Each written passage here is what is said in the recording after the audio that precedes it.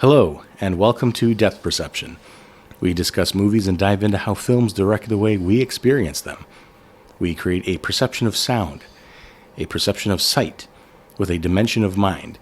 We move into a land of both shadow and substance, of themes and ideas. I am Mr. Vosley. I got K-Max to my right. Hey. And a special welcome back to a one back. Tin Man. Yeah, I'm here. This is Tin Man's first appearance this season, and I promised that when he came back, he would reintroduce himself. So, Tin Man, tell us who you are. We know what you do. We want to know who you are. You want Voz to tell you who you are? Well, my real name is Timothy. Timothy Mansfield. I gotta be honest with you. It almost hurt a little bit hearing all our listeners saying, "Where's Tin?" Yeah, F you guys. We don't relate to anybody anymore on that show. There's nobody that's real. Nobody speaks for me. I'm like, where's the everyday? I'm like, where's the everyday guy? Who's the guy with? Like, first of all, ouch. Second of all, I miss him like the desert misses the rain. So Tin Man is, I guess he's like us, father of a few children, and regular working man. I don't know how much he wants to disclose, but yeah, I work. Work. I work like a regular person. When I'm cut, I bleed. I have been out because of I have somewhat of a back injury, and I have to figure out how to house myself on the first floor. He's also more fit than the other two of us. How that makes sense? It's more muscular. It's not worth it. It ain't worth it. So every little bit of daylight, I've been trying to finish an addition on my house so that I can house my post-surgery body. That's about it. His Lazarus pit he's building in there. He's building an Iron Maiden. Say that once, it's going to be in my head for a long time. I don't know. Corey's in his 30s. Vaz is in his 30s. 20s, in his thank 50s. You. I'm in my 40s.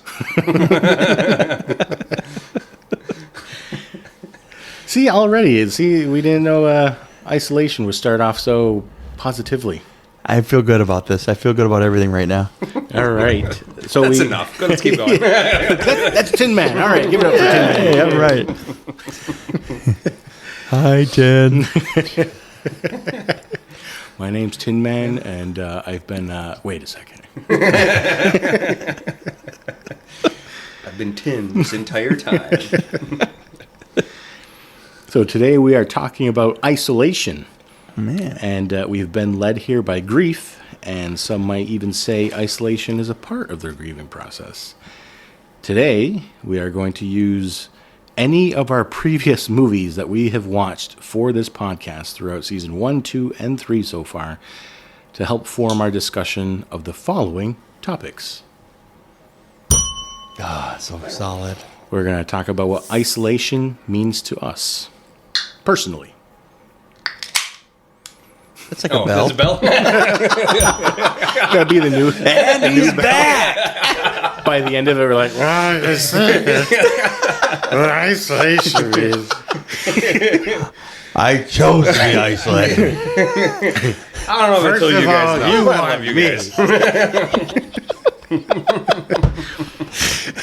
Our next topic after that is whether or not isolation is self-imposed or imposed upon. We'll talk about why we see characters isolate in reference to our movies. We'll talk about if the characters find peace after being isolated. And we'll debate whether or not isolation is a successful coping technique or complacency in dealing with society or emotions. Oh, my. It's bound to happen. Was that the last one? Yeah, that's last the topic? last shot of a Roman candle. That's all right. I'm okay with that. And then finally, kabook. So before I dive into our first topic here, I'm going to list the movies just so that it's out there. But you can go through the Spotify list or whatever and see what they are. So in order, Godzilla Minus 1, The Florida Project, E.T., Train to Busan, Hook, Mother, Night of the Hunter, Shaun of the Dead, Wolf of Snow Hollow. I didn't notice we had 3 of movies right in a row. George of the Jungle. Alien, Dawn of the Dead. Sorry. Babe, Mamma Mia, Children of Men, Fat Man, White Christmas, Hell or High Water, Bicycle Thieves, Parasite, M, Thunderheart, Sugarcane, Sinners, The Hateful Eight, Dead Man, Les Miserables, Sweeney Todd, The Demon Barber of Fleet Street, Coco, Relic, Incredibles 2, The Ritual, Talk to Me, and Midsommar. Man, we've watched a lot of movies, haven't we? Watch a wide array of movies. Yeah, there's a big range there. What does isolation mean to you? Do you want to start, Tin Man? Yeah, sure, I guess. Yeah. Isolation could be more than one thing, I guess, because you kind of mentioned it right before we started recording. Isolation could be forced on someone. Everyone pulls away and makes that person go away against their will. It could be a self-imposed isolation as a means to relax, clear one's head, maybe. It could mean a number of things, I guess. Mm-hmm.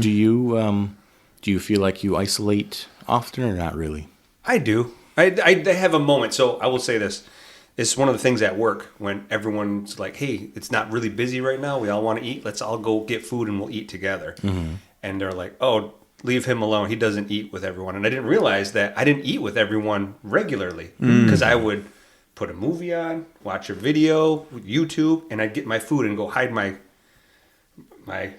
vehicle in the middle of nowhere, and I would sit and I would eat and I would just watch a thing, and then I'd go back to everyone. They're like, "Oh, we ask you sometimes, but we didn't realize we thought you didn't want to eat with us." I was like, "Oh, man, I didn't know that. We figured you were just doing your own thing, like you didn't want to eat with the peons, right. with the underlings." And I was like, "No, lemmings. yeah, The commoners." But no, that was actually my way of like, this is my break. I go away. I don't need to talk to anybody. I put something on and I enjoy my meal. Yeah. Like even if the missus calls me, sometimes I'm like, I'm eating right now. I'll talk to you in a little bit. And she's like, oh, okay, because that's my shutdown time. So important. So I get away from the station. I get away from everyone else. I put something on, and that's what I do when I have a break to eat. So that's one of the moments I've had that I do regularly. Apparently, I didn't realize it till everyone's like, oh. Well, we didn't want to ask you because you kind of go off by yourself. And I'm like, oh, I didn't notice. I really do that, don't I? I just disappear away from everyone. I got my own hiding spot. It's right in the middle so that, like, if anything happens, I can get close to it. There. I can still be there. But for the most part, I got a nice hot meal I got set up. I got a video or movie, a YouTube video I want to watch, and I isolate. And when else do you find it? You have to almost carve that out time for yourself. You got to defend that time. I think it's going to be interesting because you have 3 dads here who work with the public as their job. So I feel like our senses of isolation might be quite a bit different than a lot of other people because that's all we're doing is with people for, 10 hours straight or whatever it might be. So and then we come back to having to provide things and time. And so, it'll be interesting how we get, because I feel like isolation sometimes gets like a negative connotation about he's depressed, he isolated, he wants to be by himself. But I think there, like you said, I think there is like a positive side to it too, where it's it might be needed, it might be rest time, it might be it might be because of what we do for work. If I wasn't around people constantly, where I'm like, I'm gonna get away from this for a little bit. Right. So for me, I think I root my idea of isolation in an emotional context.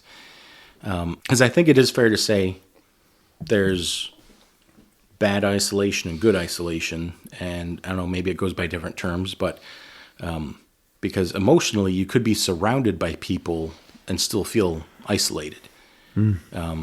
So it's that emotion, though. So if that emotion isn't being shared anywhere and it's being stuck inside yourself, you're going to feel isolated. Even if you work with 20 people in an office, even if you have family with you 24/7, you may still feel isolated. And I think that emotional isolation could also manifest as physical. So if you feel isolated emotionally, you might take yourself away out of social situations. So that's why I think for me anyway, my perception of isolation starts from an emotional context of what your needs are or how your perception of yourself is. That's where it starts. Makes sense. Okay, Max, what is Yeah, isolation. I think it's important. I think what Tin said is so accurate with the ability to shut off. The ability to shut off, and it's like this willful. I control the on-off switch of this. I choose to be isolated in this moment for 5 minutes or for whatever. I just want to close my eyes for a minute. It is a scene in Yellowstone when Kevin Costner, he pulls up to the ranch and his daughter and his son are, as he comes in, he rolls the window down and they're already at it. And he rolls his window back up and he's like, I'm not ready for this yet. Give me 5 minutes. He just sits in his truck. Just, he's like, I can't do this. You guys are grown ups. I'm putting my window up. He just sat there letting them do their thing, turn the radio up. For me to even define isolation, I think I had to, the idea of like, if you wanted the isolation, it's actually a very good thing if you want it. If you're pursuing it, you have peace. It's calm. You can focus. You can center yourself. You know what I mean? It's isolated. Get yourself to a nice quiet space, or even the idea of vacation is removing yourself from the norm, right? So you're kind of isolating your social part of your life. You're taking yourself away from the busyness. Whereas the worst thing for me is on the opposite side of the coin. It's the absolute worst thing is when you're unwillfully being isolated. It's a hurtful, sad, scary. You're alone. You're cut off. You're disconnected. And then if someone or some folks are trying to isolate you, it might be the most hurtful thing to me. Like for characters, even, and when I see them in film, if someone's being isolated, even like in Mean Girls, or whatever, there's the kid in school that's just. They're being isolated. They don't see her, or even Forrest Gump getting on the bus, taken. My heart breaks for those characters because I'm like, that is an awful feeling to be, maybe not isolated totally alone, but isolated away from the norm, the group. So in one sense, it's very desirable because I just need a time away, right? That's isolation. In another sense, it's this just uncomfortable, disquieting. It's hurtful and it's sad. Because you're being forced, you're unwilling, you're not willing to be isolated. It's happening to you, and you're isolated. So I think that it's got to be a bit of a two-headed monster for me. Yeah, and I think if you're looking for isolation, if you're looking for a break, a little disconnect, you can see that as the ability to rest, recharge, and reflect a little bit. Yeah. But if you're not looking for it, it can lead to loneliness, depression. Certainly spiraling. Yeah, you're going somewhere dark. Yeah. So I guess you, again, master the segue into topic number 2 then. You want to try go for it? No, I do not want to try it. Yes. I'm going to tell you there's not been one any better than that one in weeks. It takes 10. Well, I don't know. In our Midsommar episode, we realized that the bell is attached to him emotionally. If you listen to Midsommar, you hear click, boom, Click, click. boom, click. And I didn't even care. I didn't even try to make it better. And Voz goes, well. By the end, there was no like hesitation about redoing it. It was just. and then sit back. It was like playing an uninteresting game of Family Feud because I was You can just hold it and just... Oh, no, you can't. so angry at the movie. So I was like, master no, of exotic positions. This guy is. that looks. That's that athleticism, K-Max. It really is. See, He's very able to bendy. Get to it. He's able to get to it from the side. Not like anyone else I know. If I could have taken a picture of that and posted it on the Insta, people would have thought to themselves, "That's some pretty good talent," and it's interesting for a Friday on the side. You're going. you gotta... Only now does he see it. If we didn't all touch it, I was gonna... We're talking about the bell. Oh, Hands-free bell. ringless. Oh, that is a... So, K-Max, I asked you. Sorry. This is why I was back on the right track. To quote Chris Farley. Do you see isolation then as mostly self-imposed or mostly imposed upon? Man, that's a. I would I think say in personally film- and Oh, okay, socially yeah, also. I think isolation, in my experience, happens self-imposed. Okay. I think I have to make the choice. I think, like you said, you guys gave a perfect context of, as dads and family men and people who serve, you have to X that time out. And I don't know if we do that enough, right? Where you do that. So I think isolation in my personal life is I have to carve it out and I seek it. Not a lot. I'm not a lone person. Raised with 10 people in a house. It's the size of this den right here.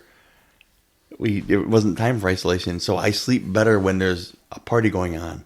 I sleep better if if there's a group of people talking or someone's still up. I have trouble going to sleep and feeling peaceful when it's just me home, when it's totally quiet. It's tough. It's not a peaceful feeling. So yeah, it's it's a voluntary thing, and I seek it out because I got to clear my head sometimes. Now in film, I don't think that's the case at all. I think it's the opposite. I think so too. For good drama, you're seeing it forced upon people, And also, I think it comes down to, and I'm not going ahead of our notes, but I feel like I'm reaching back in the podcast from season 1 a little bit when we're talking about when filmmakers, I think it was season 2 perhaps, when filmmakers go an easier, they want a visceral reaction, and you get that better with, let's have them, Count of Monte Cristo, let's have them dramatically in this pain here, because you get a better reaction from the audience rather than someone saying, I just need to go ahead and clear my head so I can center myself a little better. There's nothing real sexy or attractive about that. Right. Of self-care. This guy's doing something healthy. Yeah, right. I think that's it. I think that's said way better than I could have said it right there. It's like, you're not building a lot of tension there. Right. I mean, I think of it's not in our list here, but like Dark Knight Rises when he's in the pit. Yeah. He's got to climb out. Yeah. He's isolated from his home and Gotham. He's got to climb out in that triumphant moment when he climbs out of the top of it and he goes back to Gotham. Mm-hmm. It's like, well, yeah, he couldn't have just gone away to train and then come back, healthy. Right. Yeah, I hope we had the liberty to do that because I think some of the things that I cited were not in. That's fine. Yeah. Because I picked these ones because I know that we've all seen them. Yeah, and I knew that if Tin Man had the ability to come for this one, it would be easier to go based on the movies that we've all seen. Sure, sounds good. So Tin Man, what do you think? Self-imposed or imposed upon? Well, I feel like a lot of times, even as children, it was easier to get imposed upon you. Mm-hmm. Oh, Just as humans outside of film, that like as a child, be wanting to have interactions with all the new people, with kids around you, and it was easier to get isolated that way. If you weren't a kid who cousins or friends or went or lived nearby or neighborhood with other kids, you might go to school and have nobody to talk to, and it could happen to anyone. Mm-hmm. I feel like if you have healthy understanding of social abilities as an adult, like kind of have the option. It's a little more readily available. But I don't know. I feel like I was isolated as a kid way more than I am now. I see people constantly. I feel like I way more of an extrovert, where if I'm not around people, I feel like I have like cabin fever. Like if I sit at home because I'm sick and everyone comes in, goes away, and the sun goes up and goes back down, and I was at home the whole time, I feel kind of nuts. Like I gotta let's go to the store, something. Let's drive around, listen to music or something. Let me go do something. 'Cause if I sit at home, I don't know. I just feel like I get crazy if we're gonna have to look in on you a lot. Oh, I'm gonna be doing just the dumbest stuff. Like, I'll be laid up for like 3 months, I think. What is Chris's car doing here again? It's sanity. It's sanity. Trust me. I'm just gonna go sit in your shop. I know, right? That's down the road. That's also a go place. sit in the shop. Yeah. I could hear it like this. Like it's for sanity, and I just hear everybody in your family. Him? I picture like the day before the surgery, he's just dragging a bed into your shop. I'm like, well, I guess, yeah. Oh, yeah, I get. Oh, it's fine. Just a little wheelchair ramp. I get good into the front. Shuffle your way in there. Oh, that's gonna be interesting. For film, I guess you could see it more often. People being put into isolation. It's a moment for character building or self-reflecting, or Well, I think Or the biggest one is horror. incarceration. that's a lot. Yeah. Oh, yeah. That's isolation. I mean, we'll get into the reasoning, behind that type of isolation, but yeah, in general, I think in film, it's a lot of imposed upon, and it's up to our main character to overcome and get back to a normal social belonging. Yeah. I think for me personally, I feel like I see both. I feel like, there's definitely times you come home after a long week or something, and you're like, nope, I don't need to see anybody. I just plop on this couch, turn on some YouTubers golf. Yeah. But I see the other side of it too, with the imposed upon, and like I'll try to organize some things, like, hey, let's do this, let's go golfing, let's have a movie night or something, and it would be a lot of like, not in a mean way, but just like we're all adults, so we're all busy, and it's, oh, I can't do this, I'm working, I've got this already, I got plans, this and that. So it's like you kind of reach out to try and do things, and in doing so become isolated. Yeah. That is a tough one too. That is and there's certain stages of life that happens probably more and less, I'm guessing. Yeah, there's like, I don't know, there's this ball of time where it's just like you got momentum, and it seems like there's almost too much to do. There's always options. Everybody's up for it, and then you get to a season of life where it's like there's nobody up for anything. And then when there are things to do, I end up going through things saying, yeah, maybe I'll do this, and I end up sitting home saying, I'm not doing anything then. I could do this, I could do this. The world is my oyster. Oh, I got to do nothing. I impose it on myself. Yeah, let's move into because the next one's going to be kind of a big one, I think. Let's try that. Ooh. Oh, is that clean? They need to redo the grip on these things. That is so clean. For listeners, he held the bell sideways, and he gently rocks it one way and gently whips it back the other way. So the bell or the dinghy inside of it What do you call that? uses momentum, like a hunchback bell. There's a lot of good qualities about him. He's Nomenclature bell dinghy. Well, let's use our list of movies here and go through why we see characters isolate. So we'll kind of go through some big ones starting from the beginning and kind of go see if we can find trends with these characters, why they isolate. Yeah. So our first one, Godzilla Minus One.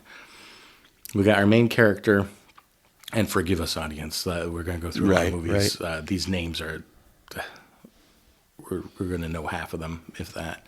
Our main character in Godzilla Minus One, failed kamikaze pilot, lives in shame for most of the movie after that, trying to deal with those feelings of letting his country down, self-worth, that sort of thing. So what do you guys recall any isolation feelings in that one? I felt like you nailed it right out the bat there, like with shame. Is like sometimes shame can I mean, it's not rocket science. Shame can make you isolate. You're like ashamed to show your face. You don't even want to go back to anybody that knows you because you're ashamed that you didn't, in his case, get it done.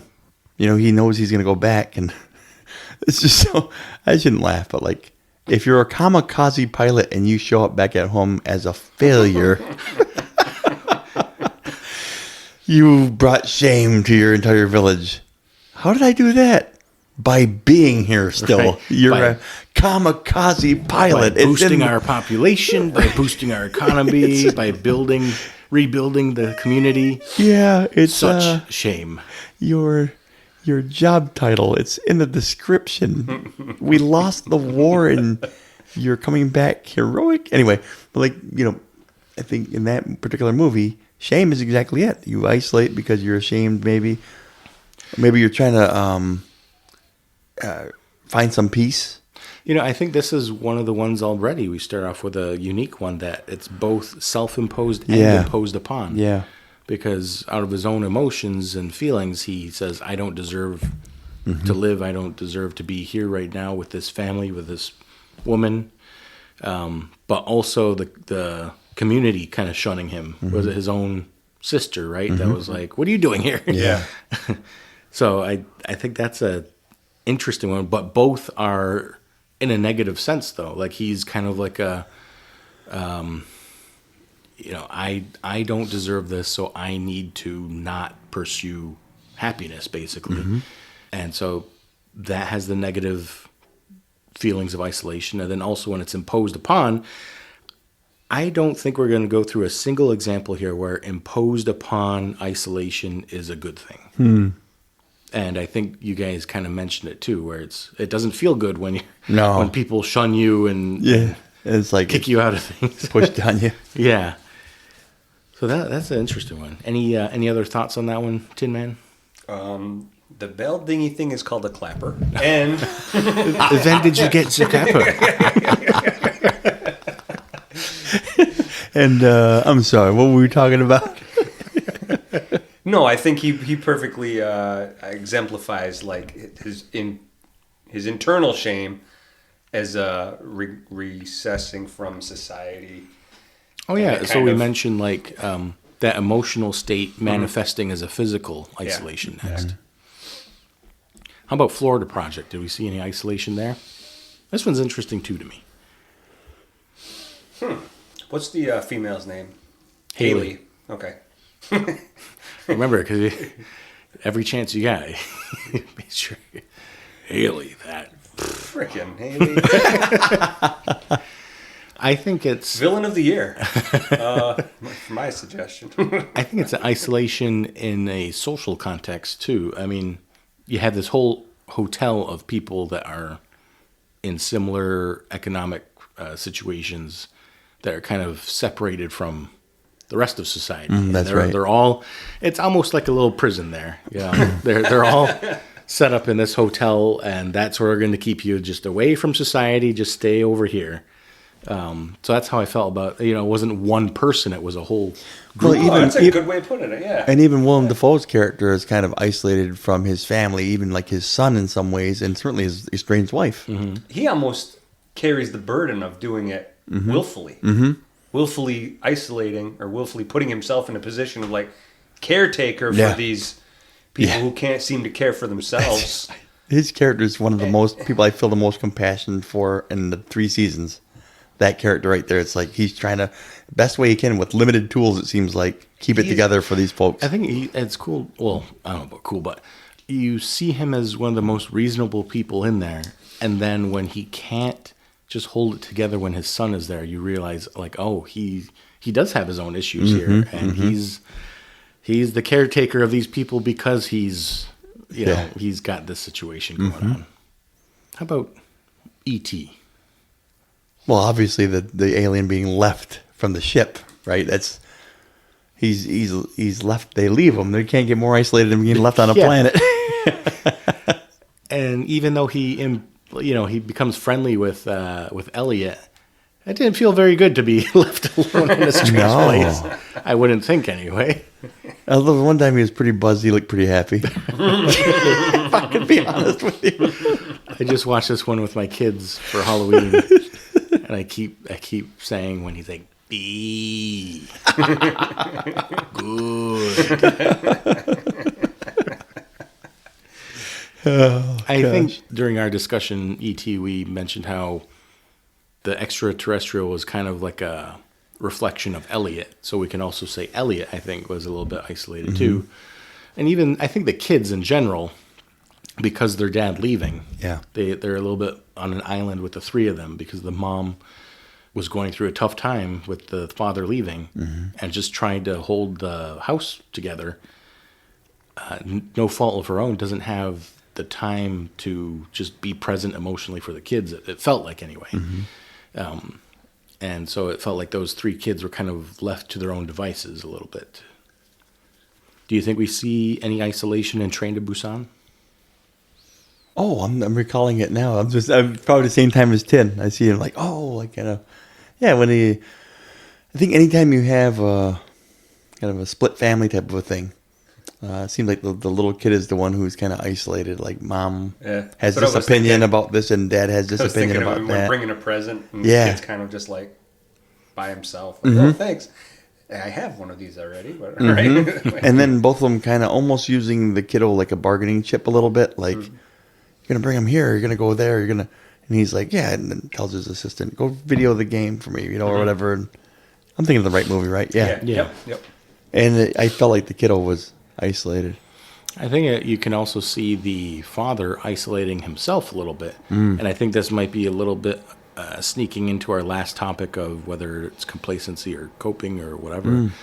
Because he's just, seems like doesn't want to deal with, I have to be a single parent. Like, I think I'll just work all the time and have my assistant help with thinking of thoughtful gifts and, Like it was a excuse that he had such a important job that he could use that as, sorry, I can't be here all the time. I am important. So you can see him, and I thought the film did a good job of making it look like that too, that he was feeling that way. Yeah. That's interesting then, because it becomes self-imposed, but then it also becomes a negative version of self-imposed, and not like I need rest and to recharge. It's no, I don't want to deal with that. I'm going to go this way. It's really. And there's another strive to isolate, I think, within the narrative too, of the only safe place is this community that we have to get on this train and go through this tunnel to get there at the very end, right? So it's this the strive to get away from all the bad things going on. Isolate yourself. Any outbreak type thing, whether it's a zombie apocalypse or anything, you want to isolate and be separate for safety, for your own health. I'm realizing pretty quick that we are going to get to isolation in every single one of these I know, movies, I think so too. How about Hook? Nope, next one. No. There he is. Sorry. Hart, my colleague Hart is going to be so happy. He's like, all right, I'm back, guys. How ironic that the man with no heart Brings has a back. fan who is named Hart. His named Hart brings him right back. Hook. So, Hook, okay. Hook. Oh, gosh, yeah. Show us the hook. I mean, the Jack, right? Is that his name, Jack? Is his name Jack? Robin Williams' character? Peter. Just kind of like seemingly choosing to be... Much like Train to Busan. Yeah, throwing himself into work and not remembering everything else. Like kind of... I guess instead of isolating, would be compartmentalizing his life to make it make sense for himself. And I do a lot of that. It's not the most healthy thing, but sometimes it's a coping mechanism to say, I have to turn this on and turn this off right now. I have to be this right now. And I have to, being honest, you know what I mean? It's like... It was like he was behind the 8 ball with family affairs, and it was like, it's too much work to get back in the swing of the family stuff. Yeah. So it's overwhelming as soon as family stuff happens, and it's frustrating, and I just want it gone and go back to the stuff that's... He's the playful clown at work and very talented and the superstar at work. And so he's like, I'm going to do this. Yeah. This is very controllable. This is the validating portion of my life that... Yes. Right. He's the man when he's at work. Right. I feel like you see it all over in Hook. The Lost Boys. Mm-hmm. Lost Boys. Yeah, literally. Yeah. You mean the isolated boys? The whole idea of having to go to Neverland to really find out what's important in your life. I think we're finding twists and turns about this idea of imposed or imposed upon or self-imposed. We're going to wrap up Tuesday at 4 if we do every single movie. Because that's what it feels like. Every single movie for 3 seasons, we will find some sort of isolation. And I think that says something to the topic, that it's a very dynamic thing. Mm-hmm. It's good for story. It's already more common than I thought it would. Yeah, a lot more. A lot more than my notes reflect, for sure. Well, I'll go through some of our favorite movies then. Yeah. Okay, Max, what was one of your favorite movies from season 1? Season 1 easily had to be Children of Men. Okay, let's try to find some isolation there then. That's a good one right there. That guy's about to be isolated real quick. It sounds like he's turning into a zombie himself. Yeah, I think that whole group, the outlier rebel group, kind of isolated from the mainstream government, right? On purpose, for a cause. They isolated themselves and their ideals for a cause. Like, they didn't just adopt the mainstream, which would say, I mean, that's the isolation I feel, was that. And then Clive Owen's character taking them away from everybody. I felt isolation was kind of like the people, the goodest people in that world, with Key being pregnant and giving birth, and then Clive Owen's character. I only know him as Joseph. Oh, I don't remember his character's name, but those two people trying to escape all the conflict going on in the world for a better tomorrow. Like, that's what it felt like, as another strive to isolate from the bad influences, from the conflict, from all the violence. So that's where I saw isolation. I mean, physically and on the screen, you can see with Michael Caine's character where they're like hidden in the woods away from everything. Michael Caine. Michael Caine. I failed you. But it was the same concept, though, of staying away from the conflict and kind of keeping your own peace, Yeah. I wonder if filmmakers do that on purpose, because it's so hard to... You can't really show on film someone solving macro conflict, but you can show small little... You can show us some level of solution to a micro conflict. Yeah. But you got to... What you got to do, then you got to isolate the characters then, right? I mean, I wonder if it's a tool that they use regularly. It seems like it. Tin Man, what was one of your favorite movies from season 1? We'll go with Shaun of the Dead. Oh, there we go. We'll go with Shaun of the Dead. I think isolation's a little vague. We can still use it. Where he's kind of refusing to grow up, refusing to move on. Oh, yeah. He sits in his him job where he's... Ed. Him and Ed are the oldest... He's the oldest guy at his job. It's all ran by teenagers. And then him and Ed are just alone in their little island of a world, playing video games. They don't lock the door. They don't pay their rent, whatever. And then as soon as the zombie uprising comes in, now it's an imposed isolation or it's opposed social so now it's inclusion. Now how do we isolate as hard as possible? And so the Winchester, you know? Oh, it's such a good movie, man. I don't know. I mean, like, it's a little vague, a little bit of stretch. I feel like, but I like that because right at the beginning, it's just those two guys, and they're almost refusal to change, to include anyone else in their lifestyle, to grow, to change, to adapt to society, to adapt to new environments, to new relationships. They pulled away. There's completely. No growth at all. It's just, this is my little spot. I've carved it out, and here's where I'm going to stay. Yep. The end of the world to pull them out of their hole. But oddly enough, their isolation might have been their salvation. How about that? So they beat them to death with their own shoes. Shout out Grey Cat. All right, here's what I'm going to do. I'm just going to put my pen down. Oh, look at this. On one. He's random. His eyes are closed right now. Shaun of the Dead. He's not wearing... No, my nemesis. It's Mamma Mia. That's what you get. I guess. Okay, Isolation and Mamma Mia. The mom, for sure. Mom for sure, yeah. She's ashamed she slept with so many possible baby daddies. I'm not laughing. But Not You don't shamed. hear me maybe, laughing. maybe some truth there, though. You're allowed to not cover your mic, King. I don't know what you're talking about. I'm not laughing at all. No idea what you're talking about. But yes, the mom has isolated both herself and her daughter away from actual family. That's it. They're not Greek, right? They moved to another country and then to an Yeah. island on the other country right. and then opened up their own bed and breakfast away from... Right. Like just the whole idea of Greece. Yeah. It was, from what I remember, they were on vacation, right?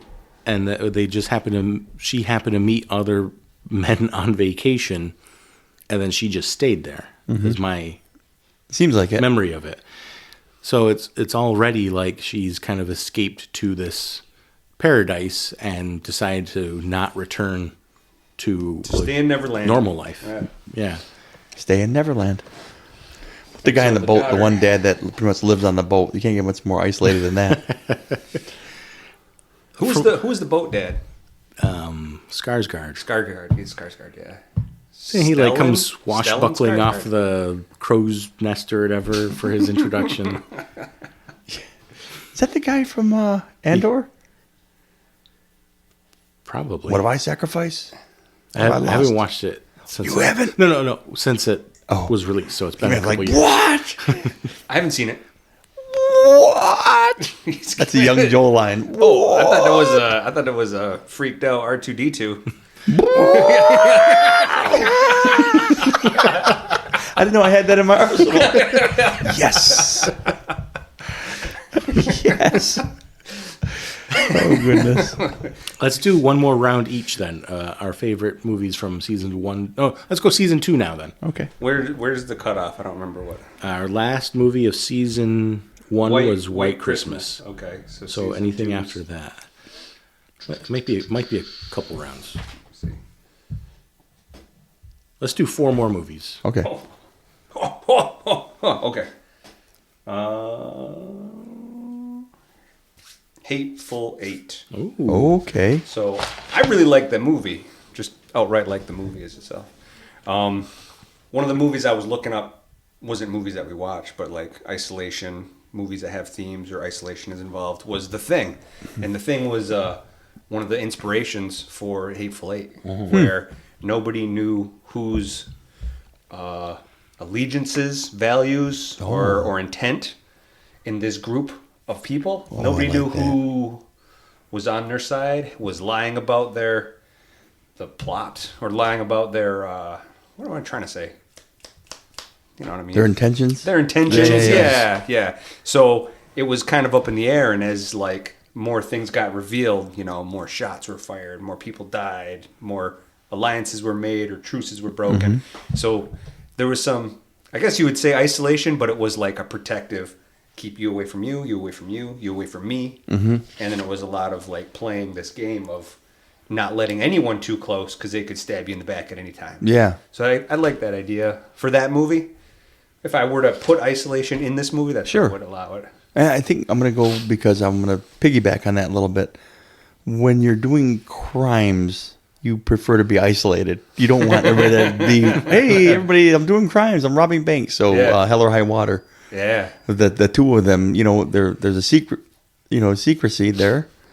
They're hitting all these small little banks there to not draw too much attention and not to involve too much security. It's just seemingly to make their dash so that they can kind of almost I think it anonymously. was strictly a certain bank too. Yeah, 'cause that was certain- the one yep. that was taking the land That's or right. whatever it was. Yeah. But I think that that's where I would see isolation there is the two brothers, kind of just like us against the world. We're going to get this ranch back. And they're kind of like, and most vigilantes are isolated. They're not big, giant. Although you have Magnificent Seven and stuff like that, where it's a group of people. And there's almost like inclusion to Yeah. get justice. For Hell or High Water, do you see that as self-imposed or imposed upon? Well, I feel like it was imposed upon them. Like they were pushed into a corner and had to do that, right?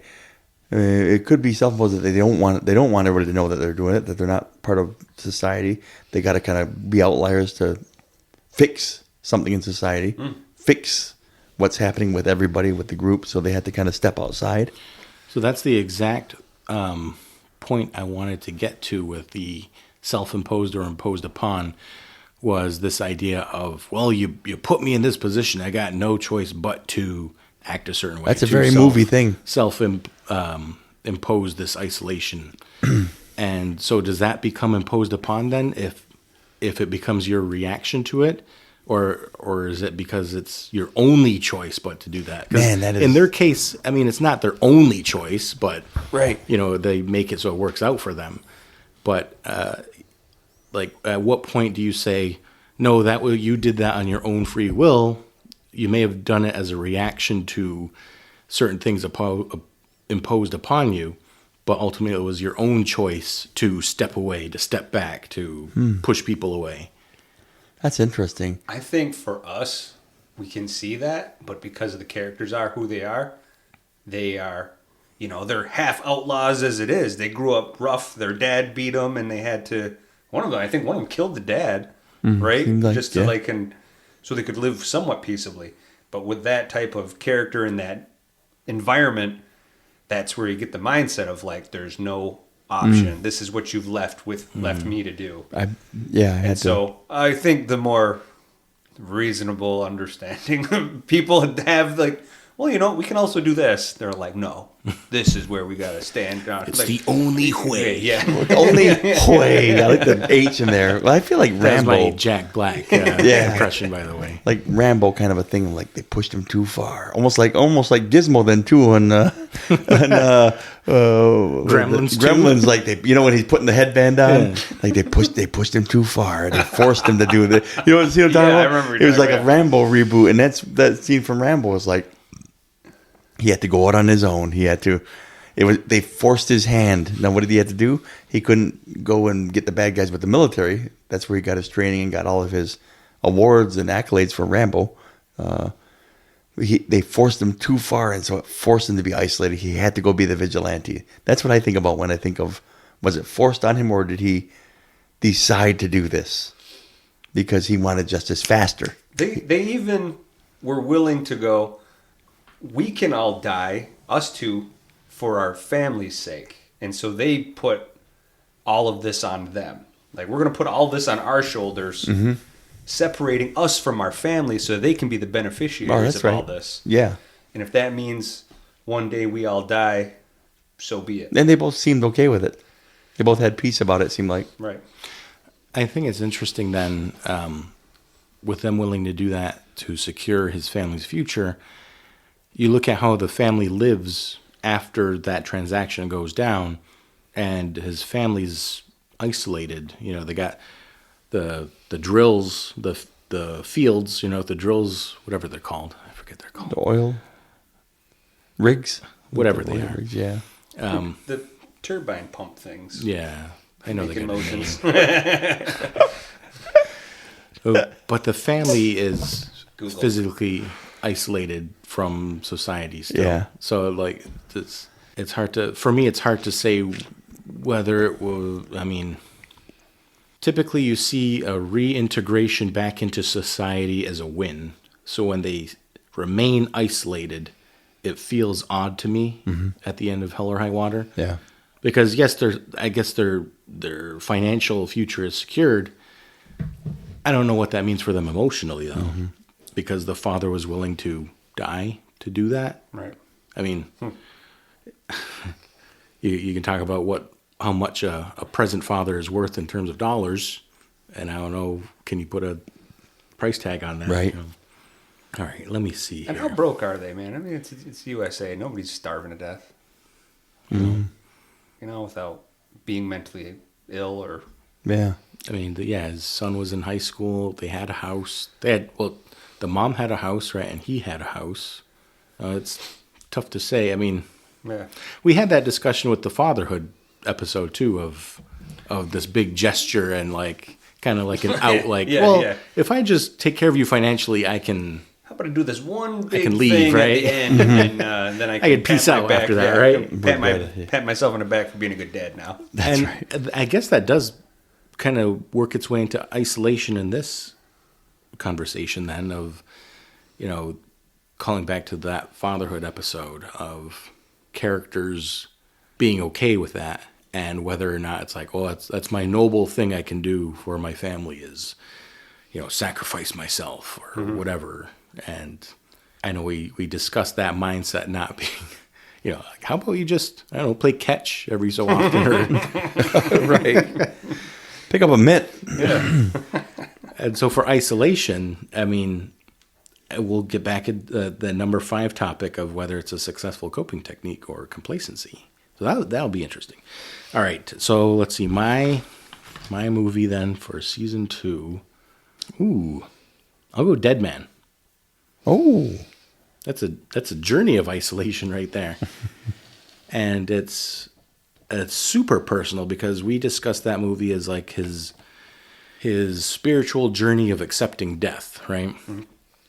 And so that sense of isolation is, I guess, all about reflection, and there's no rest or recharge in that context, but just coming to terms with where his life is heading, I guess.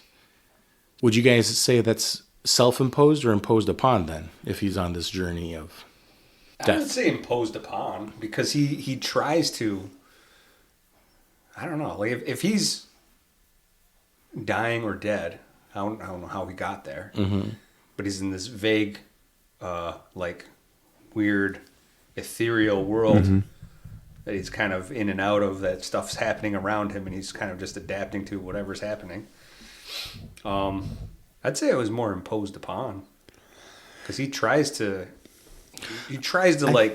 succeed while going through it, and it initially because in the beginning he's trying to be a part of this community. That one's weird too, though, because you can view it as him isolating from his previous life, trying to find it in this Western town, but then also trying to be social in this. There's such a cool social question there that is like a question for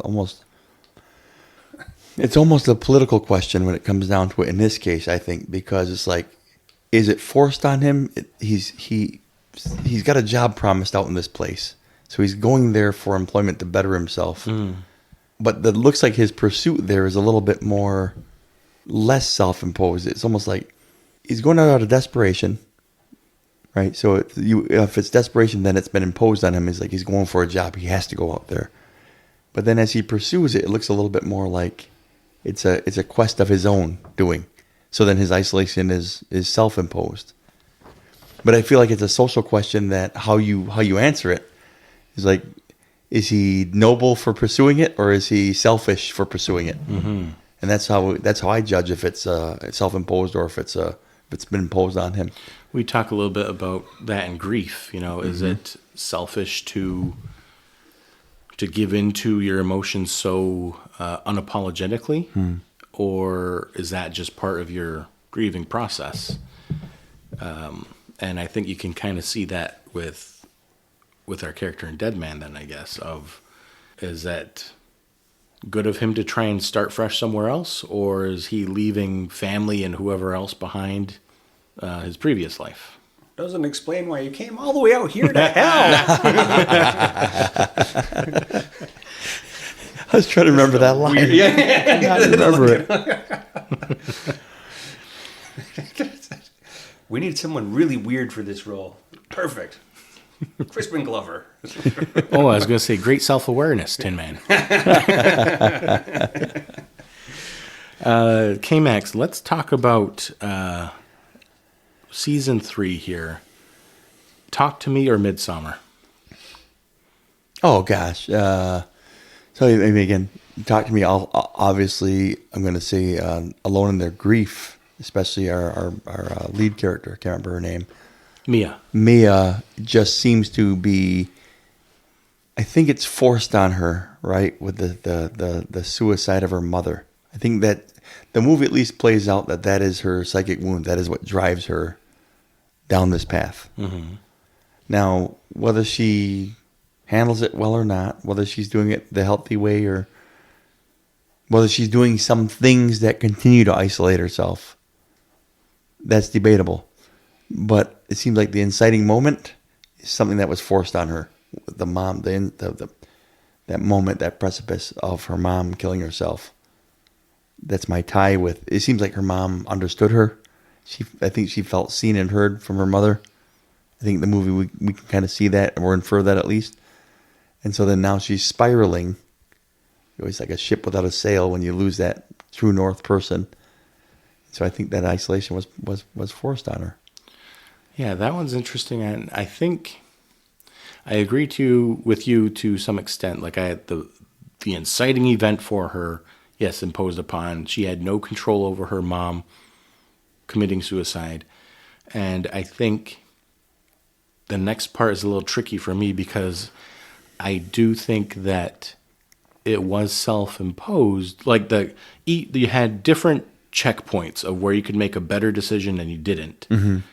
And she seems to make the wrong decisions, but it's because she's got these lenses on that are so grief-stricken that you can't really blame her for chasing these feelings of belonging and remembering her mom and trying to relive and grasp onto that. Well, it explains so much why I was so torn on whether to pull for her or not at all in the movie. Mm. I found myself feeling really bitter toward her a lot of the movie, and I'm like, this is our antagonist, our protagonist rather.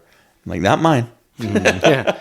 So that's why it's self-imposed, but I don't mean that in a like a cold, like, oh, this person's stupid or whatever, it's or this person deserves to be isolated. It's this person that can't help but feel so strongly. Mm-hmm. And if you're put in the same position that she is, you can't help but, I mean, you maybe can't defend her choices, but you can understand where she's coming from. And so in the toughest sense, I say self-imposed, but you can't really blame her for how she's, reacting to these sort of things. Gosh. I mean, I will say this about isolation, man. We talked to me like how it was almost like an addiction, right? Getting a fix when they're touching the hand and going into that altered state. Mm-hmm.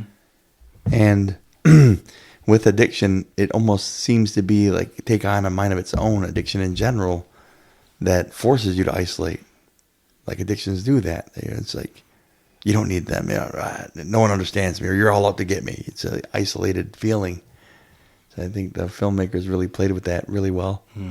Right. And the more I'm listening to this, the more I'm seeing that filmmakers really use it a lot. Maybe not as their central theme, but as at least a peripheral, a tool to show some dynamic. Yeah, a lot or of our change, a tool for change, right? I mean, we started off, the first 5 movies we listed, we were able to find some isolation with our main character. So I think that's a good point there, that it's a useful tool in movies to have a point that our character grows from. I mean, even a movie that's not listed with ours, I think of Count of Monte Cristo. You brought it up, I think, early, maybe first season. You look at how that isolation of prison, of that prolonged jail time, changed him. Yeah, how it can build, how it really build up that bitterness being in there. And even like, I know it's nonfiction, but like Invictus, like with Nelson Mandela, that time being alone, how it helped him focus, that build that laser resolve, it galvanized all the ideals, and then those are ways that forced isolation brought about something very positive. Yeah. Oh, yeah. Oh, that's so clean. It's not bad. Let's talk about whether these characters found peace after being isolated. I guess whether that isolation was temporary or permanent in some cases. Just pick one off the top. Let's go back in order here. So Godzilla Minus 1. Did our character find peace with isolation? Eventually, I don't think the isolation was the solution, but right. Yeah, it wasn't the catalyst. So he didn't. Yeah. So he didn't find peace with isolation. Right. Correct. He found peace after coming out of isolation, realizing, hey, my life is worth living. Yeah. This kamikaze stuff isn't for me, man. Glad I had a chance to think about it. For the birds. Ooh, here's a good debate here, though. Florida Project. Wait, say the question again. I'm going to say no right off the bat. Did the character find peace after, well, I guess with isolation? No. I think he just kept spiraling. No, she kept doing dumb stuff until CPS came for her kids. Yeah, I don't know if that means... I think if she had more, if she wasn't isolated, I think she would have a sporting chance. But she had nothing. She had just what she had. She was isolated. Yeah, there was no other family outside of this motel. Like, that motel was her home base. Mm-hmm. So when that is rooted in the whole essence of isolating people like yourself, I think it's kind of hard to find any peace with that if that's like the outskirts of society that you're keeping this group of people. Mm-hmm. Yeah, we definitely don't see peace at the end. No, it's not. I mean, It's an interesting... depending on how you view it, though, peace for terminally Mooney, flawed character. Yeah, for Mooney. Yeah, Yeah, if you want to go that because route. like she's going to miss her mom, but ultimately it's a better future for her. She I would might think. not fall into the exact same traps her Right. mom did. Mm-hmm.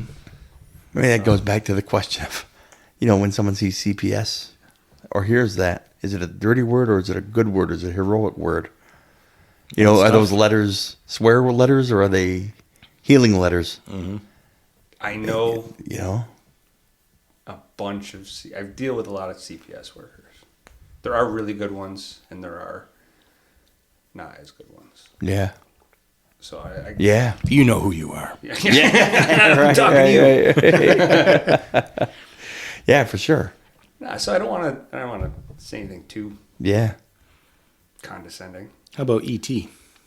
The isolation built the story, was foundational to the story, but I don't think that the isolation helped the Elliot. It was the thing that all these characters were trying to get away from. Yeah. E.T. was trying to find his home. Elliot was trying to find his family. Mm-hmm. That's these characters running away from isolation, trying to pedaling away from isolation, Pedaling away from isolation. and trying to find belonging with people. Right. Well, what about the isolation that poverty brings, like in Bicycle Thieves? Like, poverty brought isolation to, I can't even hold a job. Someone stole my bike. Now I can't even, What was his name? What was the Antonio? last name? What was the name? They were yelling his name when he was playing in the sand. What was it? Oh, yeah. That's a good question. Ricci. Ricci, yeah. That's all I know is Ricci. Like But there they was wanted like to, a despair Antonio or whatever. Ricci? It might have been, yeah. Antonio Ricci. like poverty can do that. It's like it's like a juggernaut, not a catalyst. It's like a juggernaut for isolation. You can't play this. You can't go there. You don't have enough money to go to this restaurant. You can't do this. You can't fit into society. You don't even have a job. You cannot participate. That's like the definition of isolation. You can't. So that one's interesting because some is self-imposed, some is imposed upon. That's why I brought it up, because I remember we had strong feelings about it. I had very strong feelings about it. I'm like, I guess how we view that is, was it forced on him, or was his blockheadedness, that made him isolated, that made him... The movie never put more emphasis on one or the other, but they did allow the situation to kind of... It's like, yeah, he definitely seems like he's in an unfortunate spot. He definitely seems like a little bit of an unfortunate character as well. Yeah, they let us choose our own adventure with it. That's good filmmaking too, though. He felt kind of like Haley to me from Florida Project, where they have opportunities, they could make better decisions, but just find themselves in worse situations. The characters are almost terminal. I don't use that term, terminally flawed, where their downfall is their own makeup. So they can't help it. There's no change in it. It's just what they're built of. It's the stuff they're made of. Stuff they're made of. Which, says a lot about like our class and poverty discussion. Is what breeds what in that, Well, maybe this is where we figure it all out at this table. Solve it right now. Every other Solve place world hunger. Tell no one. Everyone. It's almost that time of season. Oh my gosh! Some Grinch time right here. Grinch. It's not from The Grinch? Yeah, it is. Oh, look, man, you got me. I'm like, wait a minute. Wait a minute. Like, I haven't lost it. I have not lost No, it. I'm not that crazy. I've been gone that long. I've been gone that long. What year is it? Great Scott! The date. The year. The year. What? That's a Terminator line. Yeah. All right. How about, can we think of an example where a character does find peace then after being isolated? Castaway. I mean, I don't know if that's not one of ours, but... I know, I got a list of movies that aren't in our list. But is it peace, though? You know what I mean? Is it peace? I mean, was he happy on the island alone? So, like, does peace come with... I guess I'm phrasing that confusingly. I Am Legend. Do our characters find peace with isolation, is what I should say?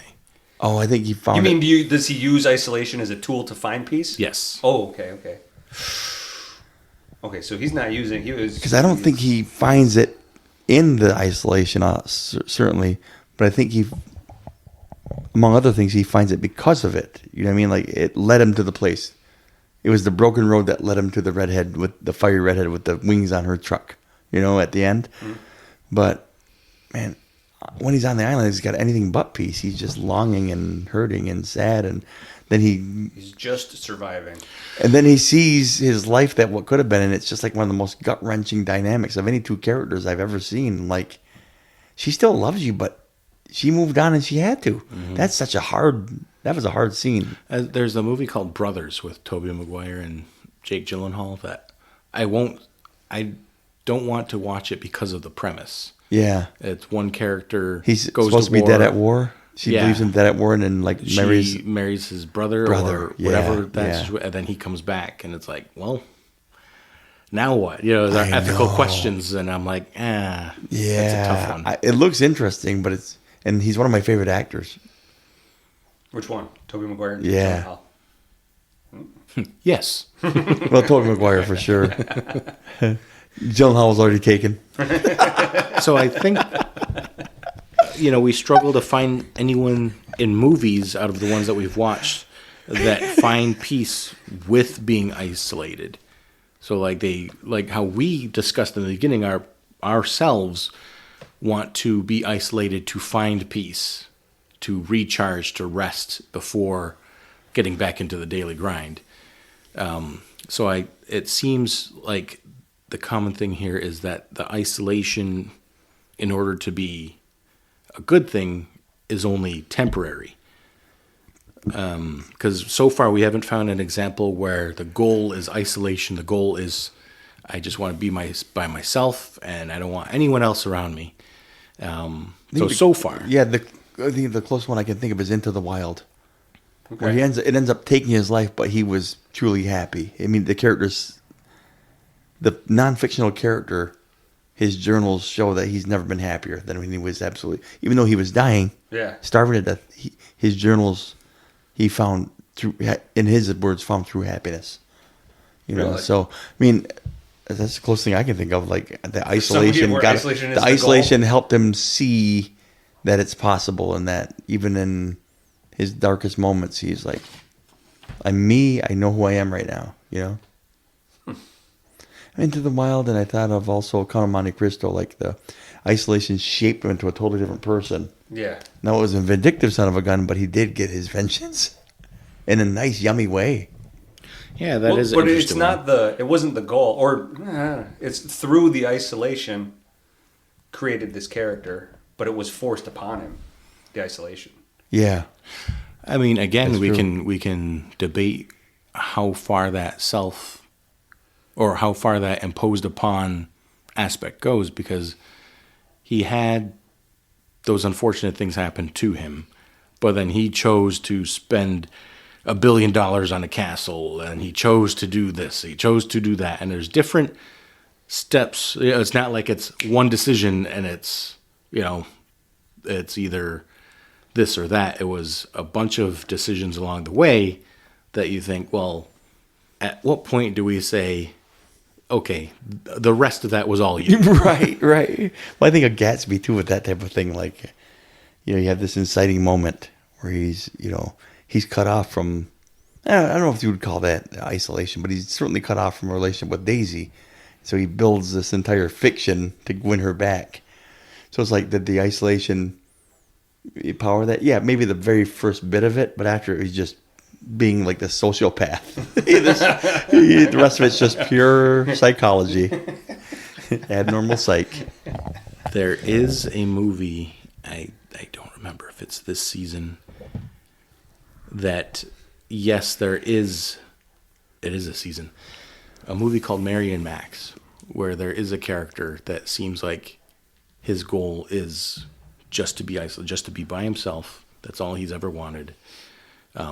But I think that can be debated as well. But that's the closest thing I can come up with. But we'll see that later on this season. There's a Twilight Zone episode where the guy wants to get away from everyone, and he finally goes under a bunker. Be careful what you wish for. And a bomb goes off, so he finally gets to read all the books. He's like, oh, I got reading for January, February, March, next year, the year after. I got everything I ever wanted. Then breaks his glasses. Yeah. That one.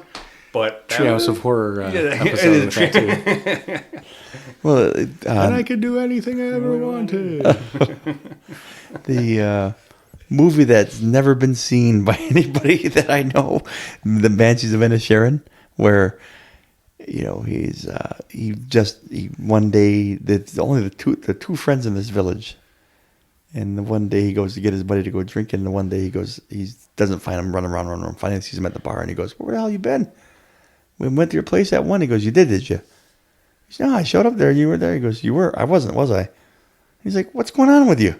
He goes, "I don't like you no more." And it becomes that whole dynamic. The whole movie's about the guy's like, you're not adding to me. I don't want to be around you. He's like, I can just stay quiet. He's like, I don't want to talk to you. I don't want to.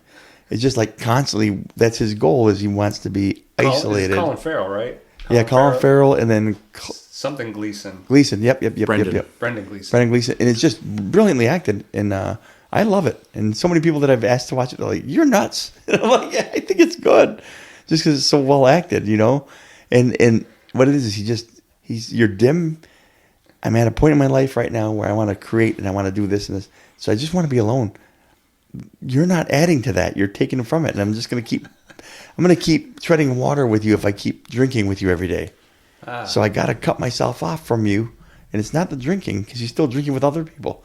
It's you. You're dim, and I can't be around it.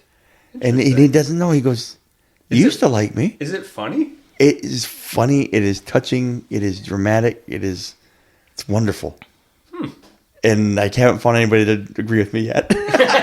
Watch it. I own it. Yeah, you do got it? Yeah. Beautiful. So I think one of our only examples, it comes down to perspective for me, because you could say Train to Busan, their goal, physically was to isolate from the rest of poison society, right? All the zombies. Mm-hmm. But if you have a different perspective, you can say, well, no, they're seeking the better society. They're seeking healthy people.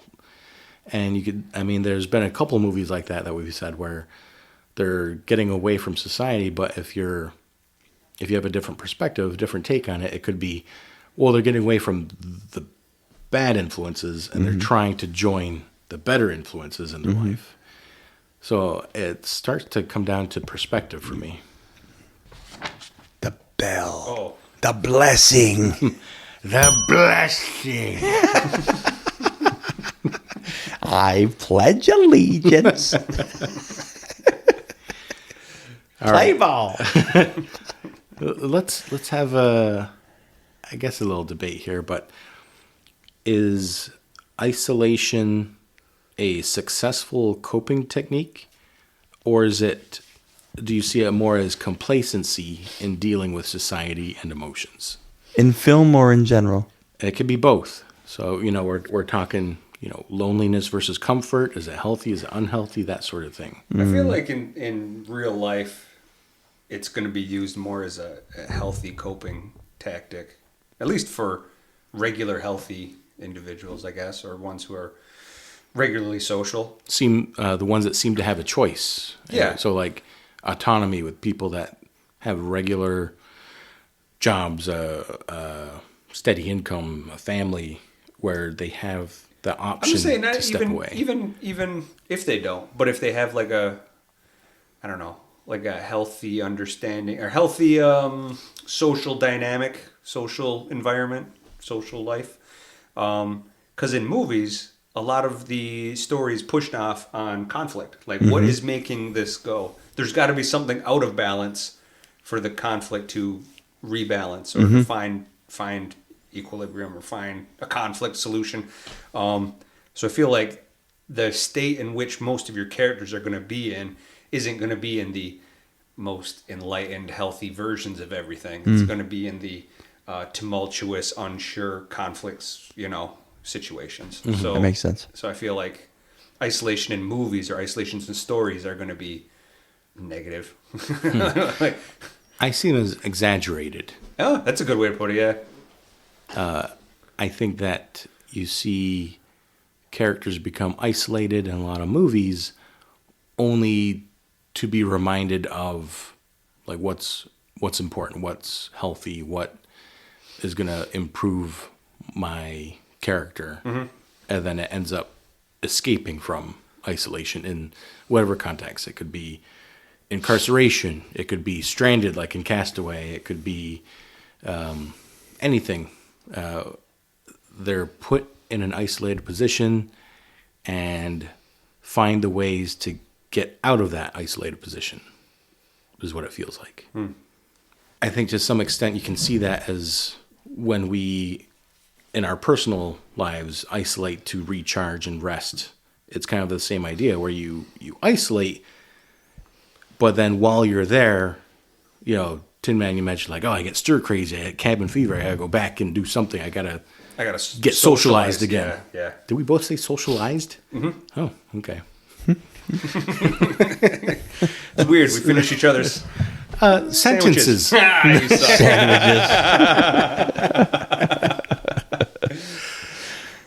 So that's my thought, is that it's like an exaggerated, you have to fit it in the structure of your story, but it's kind of the same, to me it's the same idea where you're only there temporary emotional isolation, could be physical, but it's the thought that once you're there, you kind of refill your energy or whatever, if that's why you chose to isolate, or if you're there because you're in prison or you're being punished, you find ways to get out of that position and you kind of rejoin society, rejoin the public, that sort of thing. What about you, K-Max? What do you think? Well, I think we see so much of what Tin's talking about in movies because they're interesting characters. We don't want to see everybody that's well-adjusted and handling things wonderfully. They're not interesting. We want to see them that way by the end. We want to see that change, right? So very often we'll see the dynamic in characters. We want to see them become boring. Honestly, yeah. It's so funny, the movies that don't, it leaves me feeling very hopeless when I see someone that's kind of, they survive the thing, but I'm like, yeah, but are they okay? Are they really okay? Are they, I wonder if they are boring or not, or if they're still in that place where they started off. And I think that Hollywood uses characters like that because they're interesting. In real life, this is where I think things in psychology are on a sliding scale. Because we're all on some point here. This a little continuum. And so isolation is, is it a good coping mechanism? It can be, right? I don't think it's a black and white thing. And in film, you can see examples of isolation that worked out.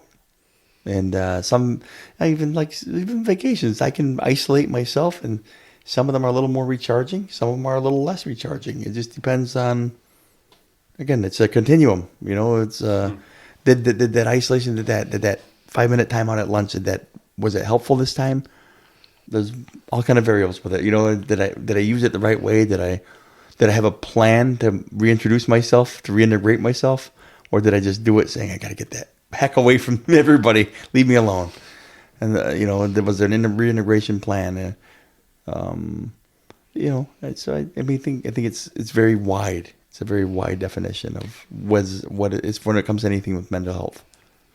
Yeah. That's a non-answer, I know, but Well, in my personal experience, it can be a successful technique with dealing with being overworked and having too much on your plate and worrying about different things. It can be useful to isolate for a weekend and just do nothing and hole up inside the house. But you do it too often, and then it seems like a crutch, like complacency, and like, I can't deal with any of that, so I'm just going to stay here. I don't want to have to deal with driving with all the people on the road. I don't want to deal with crowds. I don't want to deal with people asking why I'm not anywhere. I don't want to answer difficult questions. I'm going to stay right here. So I think it's interesting to find when that boundary is next. Sure. When is it? If you have to cope every single weekend, is it actually successful then? Right. Or is there something else that needs to change in your life that, okay, if you need to isolate every single weekend or multiple times a month to deal with the stress and work in your life, is it really a successful one? Or is there too much for even that to be, not downplaying the effectiveness of isolation, but just the futility of it? If it's tasked with de-stressing all of that workload. That's interesting. And then does it become, well, I don't want to have to deal with any other, we might become the father from Train to Busan. I don't want to deal with actual emotions or family. The work is enough work. My career is enough work. So when I get home, I'm just not going to do anything else. My entire identity is in this. So I'm going to isolate from everything else. My entire identity is that. And we do that. Like, I don't want to grow. I don't want to have any other relationships or friendships. I don't want to talk with my kid. I don't want to clean the house. So I'm just going to work, come home, and that's it. So is that successful then if you're not growing, like we talked about with Shaun of the Dead, if you're not growing relationships and responsibilities and impact on society, are you then just kind of avoiding all of it? You're being complacent? I think it certainly does become like not abnormal, but counterproductive. Your isolation becomes counterproductive if it becomes like a crutch for unwellness. Right. Like, are you really healthy if you gotta isolate that often? What do you think, Tin Man? It's a good question. No. To all of it. Well, now he's a two-dimensional person. He's got one job. That's all he does. The rest of his life is the other 16 hours of the day. What are you? Other than just waiting to go back in, because that's where you feel secure in that one sliver of your personality of your life. Right. Yeah. So like, there's no growth. There's nothing outside of work version of yourself. So that means it's just a dead version of you, I guess. And it doesn't have to be just work. It could be hobby. It could be, maybe your identity is just not just, I don't want this to come off the right or the wrong way, but like a parent, like that's all I am. I'm only this person in this family dynamic. I'm nothing else. That's my life. My family's my life. Does that become kind of the same thing? If you're not going to grow in other because we have areas of life. maybe there's in here. But your character where you're treating your children like they're children even though they're grown, because that's the only person. Because that's they your only identity. know me as parent. Yeah. Not that they should grow up and move out and become their own families, but they stay here, so I can stay in my spot because that's where I belong. And a lot of times, I think a question that has to be asked is it sustainable? Is your plan of isolation, is it sustainable, not just in one area of life, but for all the areas that you have responsibilities? Is this sustainable for me as a community member? Is this sustainable as me as a dad, as a teacher? Is this strategy sustainable? It depends on what sustainable means. That's true too. There will be blood. That was who he was, kind of a villain the whole way through. But he stayed that miserable, money, hungry, was not changing, was never satisfied. It was always more to be had, and it was that kind of character all the way to the end. That's interesting too, because then how do you define success? Because he lived in a mansion. Lived in a mansion. He contributed to society because he hired people. Yeah. But then once again, he's two-dimensional. He plays the one role, and he has nothing else. And you could say it's not sustainable, but if you're leaving injured, broken, hurt people in your wake, whether or not that affects you, like you care, whether or not, it's still a negative consequence on them, even if it doesn't, even if you don't care, Sustainable, I think, maybe? Yeah. But I think it can be a question of comfort too. Like, what's more important, comfort or responsibility? Because I think, especially nowadays, the focus it's on the individual, and it's also on keeping yourself happy. Oh, I gotta focus on myself. I gotta make myself happy, and it's becomes less and less about, okay, I'm responsible for this. I need to be able to work to uphold society. I need to raise kids. I need to, just a lot of different life things. And if we all just want to be comfortable, if we just want to be, quote, happy, there becomes a lot of people that say, well, work doesn't make me happy. I don't want to work. Or, this drug makes me happy. Maybe I'll just do that. So I think that starts to come into play too, is the idea of making yourself comfortable. And where does, we talked about in previous episode of adversity versus mental health. When is it good adversity to push through, to challenge yourself, to be a productive member of society? And when is it unhealthy for your mental health? Or when is that adversity supposed to be healthy for your mental health? So I think that comes to play too with this idea of isolation. Any thoughts on that, Kim? No, I totally agree. I feel like feel like you're answering the same question when you say, when you talk about mental health like that, you're talking about.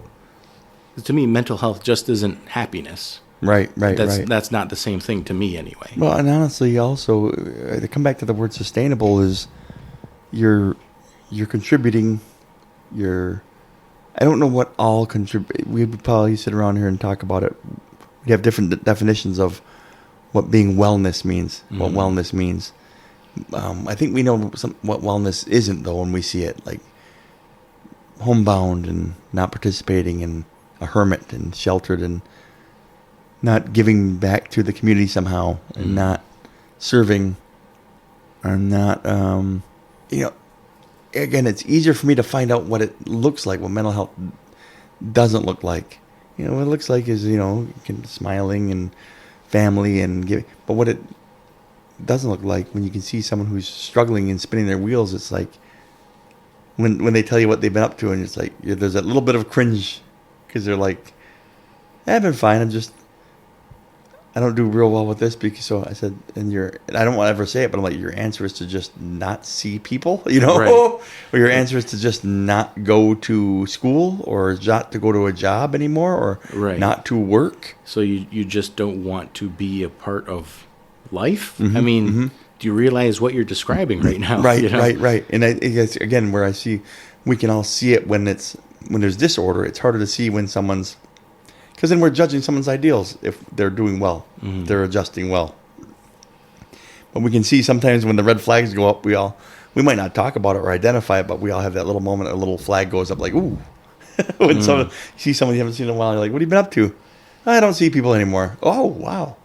Do you work there anymore? No, it was just too much, And I'm not judging them, but you can see kind of what that disorder looks like. Yeah. And I know there's some people out there that, if they're single, if they don't have family, but they're still working, they're still participating in public things, sure. Art and whatever else. I think that's even a whole nother level of context for isolation because that's just the way they live, but they're still contributing. Yeah, some of the happiest people I know Some of the happiest people I know that do the best and contribute the most and care the most are people some people would consider isolated. They don't have a traditional family, and but they give. They're able, because of that, they're able to give, and they're able to serve, and they're able to travel and explore, and they're able to do all these things that many can't. Though someone might look at them and say, "Oh, how sad! Look how isolated." Right. And they have a very rich life, very far richer than mine sometimes, which is wonderful. There's all kind of levels of normal for folks. I think it's just when I think of someone where it might be coming to a point where I start to worry is when I look and I notice that when the bell goes off of, well, that doesn't seem healthy, or that doesn't seem fun. That doesn't seem, again, sustainable. When it comes to movies, I think we kind of see both sides of it. You see a lot of characters that try to get away from people and realize, well, people's what makes the world turn, and return back to society. Or they've been forced to isolate, and you can see how lonely they are and how in need of personal interaction they are. It's funny, two things. The movie About a Boy is about, this single mom who's hurt so bad that she wants to shelter her and her child. So they do everything to be counterculturalist, kind of, and just isolate from everything. And then by the end of the movie, the little boy is giving the little narration and the falling action. He's saying, it's important to move forward on your own terms, and it's important to find your own identity. But it's also important to have more people. Mm-hmm. And that's kind of like the no man is an island type of thing. And even Hugh Grant's character needed that. You know what I mean? So it's like, well, there it is right there. And years ago, I wrote I don't want to say it's a movie, but it's more of a short story called Alone with Everyone. And it's about a kid on a reservation who suffers from depression, and he's constantly on his phone, constantly on social media, nonstop, gaming, chat rooms, just surrounded, inundated with communication coming at him nonstop. And yet he's never been more lonely. Just tons of access to information, tons of access to interpersonal relationships. If you saw him in a room, he wouldn't talk to anybody. His head would be down, just alone in a room full of people, glued to the phone or whatever. And there's some tension that happens because of that, because of those choices of being alone and just grilled to the phone and glued in with the phone, that get into a very dark place.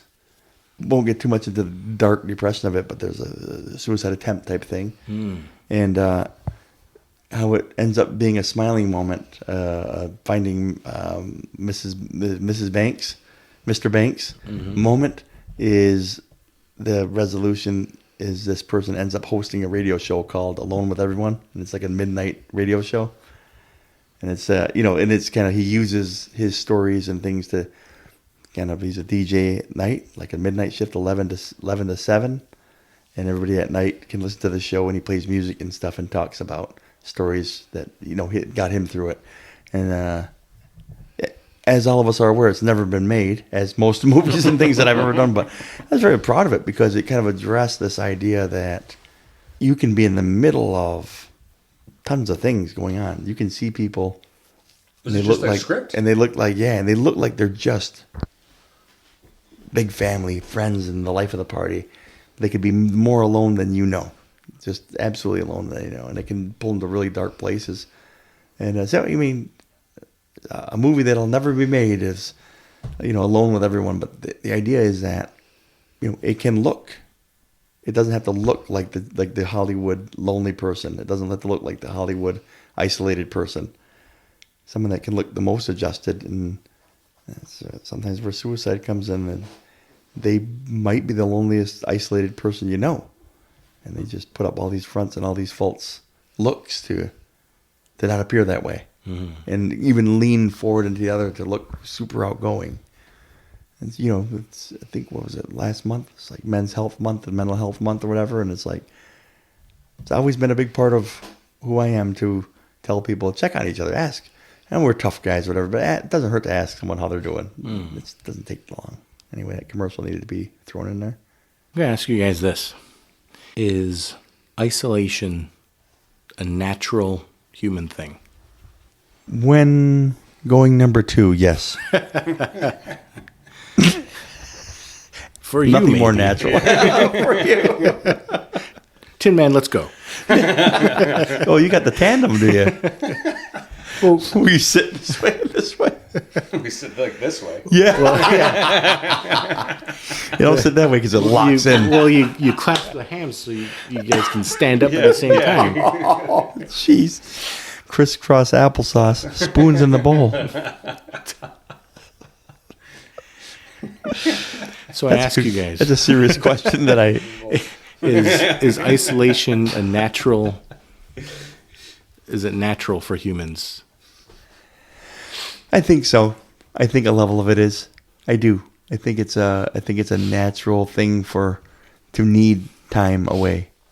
I think, and again, here comes my faith reference point, right? If Christ himself needed time to be alone to collect his thoughts and assess things, then it's good enough for me. You know, I mean, that's when I hold something up to the light, that's what I hold it up to. And I'm like, is it normal?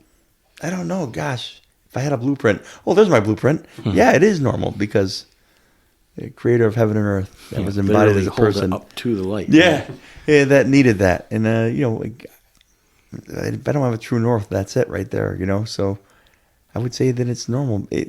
Again, to what extent of doing it all the time? That might be where it comes into being abnormal for me. Tin Man, what do you think? Yeah, I like that. I don't know what else to add. Like, are you saying if it's a natural thing? Like, if it's... Is it natural for humans to isolate? I think it's natural in the most negative sense and in the most positive sense. We can find it in almost every movie. I look for movies just based on isolation itself, and I got a whole list of stuff too, apart from the movies that we watched also. I can think of moments in my life where I felt the most isolated, like very negative points where I felt like I had to learn, grow, or recover and come back from events, and that was like a little chunk of my life, something like that. Where if there was a part of my life that was in a movie, that'd probably be it. Yeah, right. It's enough of a naturally occurring thing so that when it goes into a movie, we can empathize. We can relate, yeah. So I actually have it as as not a natural thing. Do tell. Because, I have this whole cloud of ideas that tell me so. Yeah, but they're all bad. But I don't know if I can fathom them into a constellation. Attaboy, that's so good. You totally redeemed yourself. I was like, I'll use your own weapon You against did, you did. And I got nothing to say because it's so beautiful. I'm crying over here. So all the things that personally I hold dear, family, friends, faith, they're all built in community. And if I were apart from those, I wouldn't feel whole. And anytime I feel isolated, it's either temporary or it's imposed against me, and I want to reintegrate back into the group, the community, the family, the friend group, the whatever. So it's something that I strive not to do. So that's why I would say it's not, at least for me, it's not in my nature to say I don't want to be around people. My profession is dealing with people. I have a family, that is people. And I have a community of like-minded people in terms of faith, and that's all people. So if I say that I don't value, or if I value the absence away from that more than the presence, that does not feel natural to me. That makes sense. So that's my thought. I like the points you make with that, because it was, at first I was scratching my head like, I don't know. You know what I mean? It's perfectly natural. He's not saying that it's not naturally occurring, right? But that it's a state that you'd want to avoid, and it doesn't add to his experience. Yeah, because if our faith community and family, those are all rooted in togetherness. If I wanted to isolate, I don't want to. I'm going to move down to wherever, away from family, away from whatever. Just leave what I have here. Just go down somewhere that nobody knows me. That feels hard to do. I'm glad. And yet, it's the essence of vacation. Sometime, like you might go with. The idea of family trips, guy trips. Mm-hmm. You take different groups. Sometimes a walk in the woods by yourself. This is why I've always wanted a 4-wheeler. I never had one. The idea of riding in the woods just feels so peaceful to me. The idea of it, but I've never done it. And jogging used to be my favorite thing to do for 15, 16 years. And then having that taken away too, I'm like, doggone it. And so I ride a bike a little bit like that. But that feeling of not even headphones, just wind or natural sounds. And all of the work I did on my house, I did alone. I put music on or podcast and I just avoid everyone. And my wife hates it sometimes. She's like, I want to help you. And I'm like, don't know how to explain the numbers, the angles, the measurements right. to you well enough that it, like, I know where on the, like, you're like, what did I ever do to you? 36, I need 36 and 6, and like 8/16. Well, it's a half, but like, 7/16. But this side of 7/16 so that it's correct. Like, I don't know how to explain that. Yeah. In my head, I know exactly where this line's got to go and where to cut, but I don't. Sorry, it's easier if I just do this. Yeah, it's gonna be more annoying if I have to explain it. So to you. she'll like set up like a picnic for herself out by me, and I'm just like, and she's just like watching me and snacking while I'm working, which is fine. I don't care that one bit, but don't talk to me. That's funny because any other perspective is like, what a jerk. She's just eating while he's doing all the work. It's those shorts you but wear. It's one of those. I mean, I'd picnic under there myself. I have.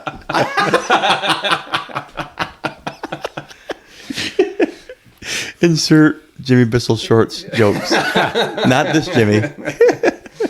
I wish I had his legs. He still could probably outplay most people. Good gravy. Let me ask you another question. So we're going to revisit this. Do it. Do it. In the beginning, I talked about positive and negative connotations. How do you feel about it now? Do you think that isolation carries a positive or negative connotation? You got to pick one. Oh, you got to pick one. I think isolation carries a negative connotation. I agree. Isolation's when you think your defenseman can take this guy on alone. Weak. I think he's weak. Yeah. Mouse in the house. ISO. Yeah, this guy's alone by himself, so he's not as strong. Yeah, exactly. Don't give him a way out. Block off every pass. Yep. I'm taking this guy by myself. Shut off adjacent. ISO him. Yeah. So I'd say it would be a negative because anything that you would go, oh, I'm going to go do this by myself. I don't think I ever called it isolation. I got to go isolate myself. That sounds like I'm in COVID lockdown or I'm isolating myself because I need to. I'm protecting you. Yeah. It's full moon tonight. I got to lock up. It's hard for me to commit hard that way though because there's so many times that and so many folks that I see their mental health improve so greatly when they're reading a book. Away from, you might say they're jumping into a book, that they're having a cup of coffee. See, that's the thing, though. We wouldn't call that isolating. We would call that, hey, he's just wrapping up in a good book. I think so the connotation of the term itself, yeah. then I'm certainly on your side. Then, as far as I would say that the positive connotation, then because I guess that means like isolate becomes a timeline. Then I mean, like how long apart from people does it count as healthy or unhealthy, you know? Right? Yeah, because a choice or self-imposed or imposed upon. As if they go for a little run, a 15-minute run, does that mean it's isolating for 15 minutes, or does that mean like, oh no, he's just going for a run? Mm-hmm. or like reading a book. Oh, he's just reading a book. You can't read a book in a mall. Right. What did you think? I had negative because I boiled it down to we talked about incarceration throughout the podcast. Yeah. So you can use isolation to punish people. You don't really see it as a celebration.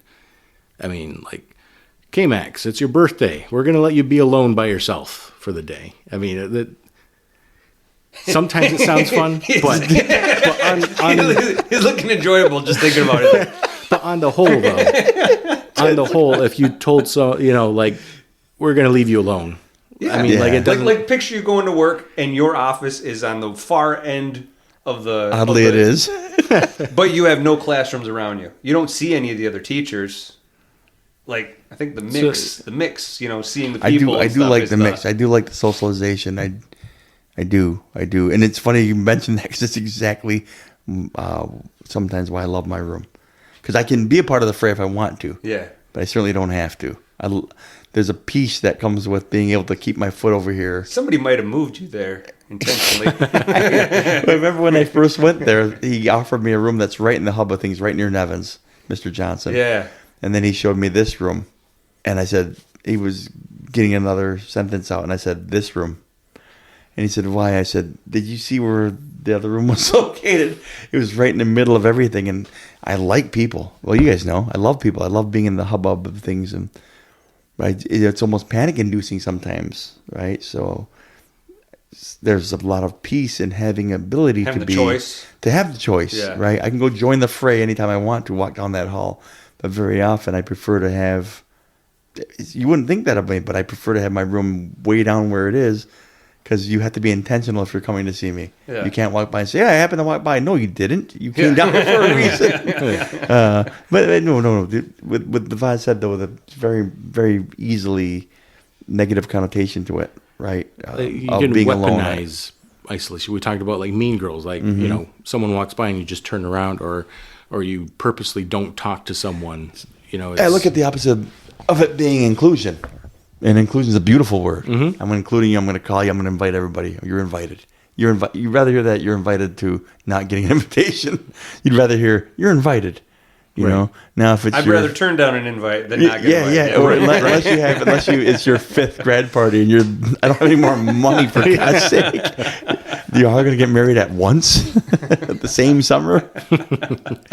Taking another mortgage, but I think that's an easy one though. If I'm all joking aside, is you can weaponize isolation, and not going to weaponize it. Again, we joke about it, right? But everybody wants to be included at the feast or invited to the party, even if you don't go. Yeah. Even if you're not feeling up to it, you still want to know that you were welcome there. That you were. They thought of you. They thought of you. Absolutely. You at this experience. That's it. That's it. I love that. I like the way that feels, even just feeling about that, like the feast, the wedding, or they wanted you there, or we missed you, instead of avoiding you because we didn't invite you. Right. That feels nasty. Right. So, I think those are all my talking points. Let's go with a little conclusion here. What do you say? I like it. Let's. Why do we love having Tin Man back? Well, let me count the ways. 1,000. I'll go another. I'll go another hour and a half on that.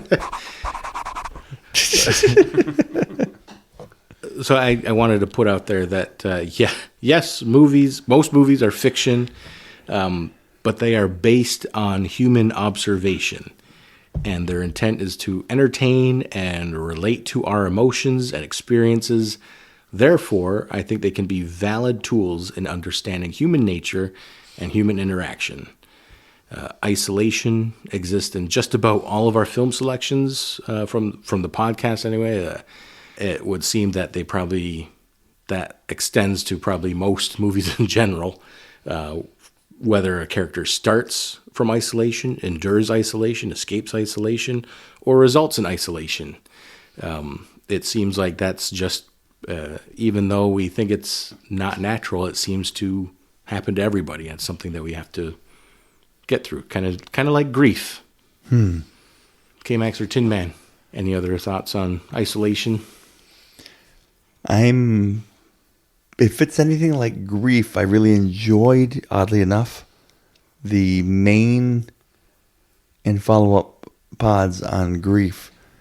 I'm going to have to really, really reach for this one because, isolation is a tough topic like grief was, but I just felt more comfortable. I felt like it was more of a wheelhouse topic because having experienced so much grief, we're human beings. We're not grief machines, but unfortunately, we're saddled with it very often. Whereas isolation, I'm someone who, as much as I like it sometimes, growing up with a lot of people and finding groups all the time and loving being part of the hubbub is such a wonderful thing. Praise God, there's not a lot of experience with isolation. So I think that's going to be a bit of a challenge coming up with the next couple episodes, maybe. So I designed our curriculum here that our lowest points were with grief. And it was to start off with, right? We had a tribute to our friend Ralph, and then we talked about grief, and we had a couple movies. Tin Man, you missed it, but Midsommar, K-Max says it topped Mother for our most uncomfortable. You picked your spots perfectly, brother. I was thinking to myself in the middle of the episode while we're watching it, I'm like, wonder what Tin's doing right now. Maybe he's still got ciders. So it was from Cherry Bank. From that pit of grief that I warned you, we're on the upswing. Yes. How's isolation going to be lighthearted? Oh, God. And we're learning, it's good. It was half negative, half positive. We're on the way up now. We're figuring out how to get better. How human interaction is an important thing, right? Tin Man, any other thoughts on our topic of isolation? I will say, I will touch on this a little bit, because you did bring it up for a minute, and it was like, I could think of a time when I was like a teenager, and I would isolate myself, and I was using it as almost like a pity party, if I were to call it something. I felt sorry for myself, and I would avoid everyone and act like I was like not wanting to be at the party, but wanting to get invited. Mm-hmm. And I don't know, I've since grown out of it. Oh wait, you're supposed to grow out of that crap. But I kind of attribute it to like teenage hormones type of thing, because I wanted to make sure my boys didn't because your hormones are going to be going crazy, and however it affects you one way or another. But I remember just locking myself in my room for hours, for days, just come out and just want to see if everyone was playing. Yep, they're all doing stuff, having fun. They're all having fun without me, huh? You coming out? Nah, I'm good. Just stay locked in. I wanted everyone to feel sad for me or something like that. Mm-hmm. And so, I don't know. I felt like that was a thing that I just did as a teenager. And it never really happened since then. Mm-hmm. Where I did it to myself. But I got really comfortable just pulling away from society. Sure. And it just this big wet blanket, throw over myself, and got comfortable under it. And it was, I don't know, it was just a thing that happened for a few years, then it went away. But it was, I don't know, you touched on it at one point as maybe a coping mechanism that negatively affects you, so it's no longer coping anymore. But you touched on it for a second, and I thought, I was like, I actually have something to say about it for a second. But that was something that was there. That's super helpful because it's a perfectly normal thing too sometimes, and where it becomes abnormal then is just to stay in it, I guess, right? Mm-hmm. We all have, like I said, I was making a little joke about it because I'm 53 and I'm like, wait, we're supposed to grow out of that? Because there are times when I do have, there's a Keith Urban song that says, "Tonight I Want to Cry." It's like he's talking about all these things and he's almost like, I don't want to be made happy right now. I want to stew in this a little bit. Yeah, I feel like I have to be alone in this thought for a moment. But again, I think it comes down to how long do you stay in it and how far does it take you, right? Again, that boundary between adversity and mental health. I remember you said that with the grief last time. It's like, when does it become a mental health issue? I'm like, I don't know if I can say that. Right. But it is. I think that's what it comes down to is, does it come to a precipice where it becomes, damaging to you? Yeah. Or damaging to others? Are we supposed to endure this and be better on the other side, or is it hurting us? Mm-hmm. Good stuff. Yeah. Darkness imprisoning me, all that I see. Absolute horror, I cannot live. You want to get sued? Oh, that's right. That's a song I wrote, and it was stolen by it was written in the 1970s. By a metal America band. I don't want to get sued. Good thing our real names aren't on this podcast. That's True. right. It's true. So the movie for our isolation chapter is a familiar one. It's One? gonna be Sorry. We gotta bleep that out.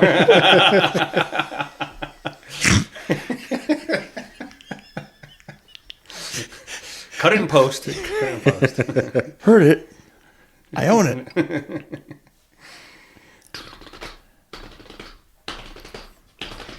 That's good. That's good.